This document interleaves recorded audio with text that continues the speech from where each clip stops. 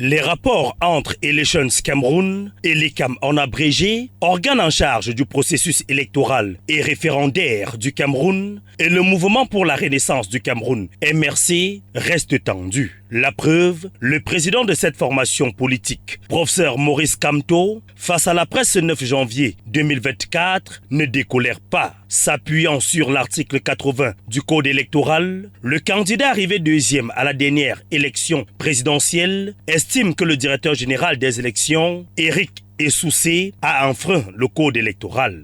Dans un communiqué rendu public le 30 décembre 2024 par le directeur général de l'ECAM, comme pour montrer son souci de se conformer à cette prescription fondamentale de la loi électorale, il écrit, je cite, « Les listes électorales nationales, les listes électorales nationales ».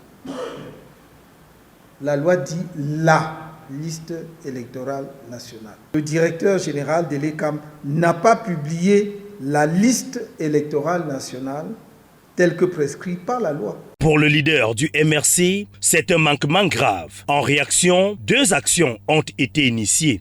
La première action consiste en la saisine du Conseil constitutionnel. La seconde action du MRC est la saisine du Conseil électoral de l'ECAM d'une requête en dénonciation des manquements aux opérations de révision des listes électorales. Maurice Kamto ne manque pas de présenter les préoccupations de son parti concernant le toilettage du fichier électoral.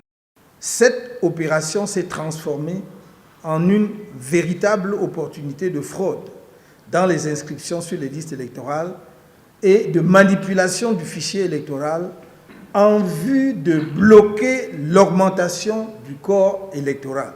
Le président national du MRC demande par ailleurs que soient supprimés et relocalisés tous les bureaux de vote qui sont situés en dehors des lieux publics ou non ouverts au public.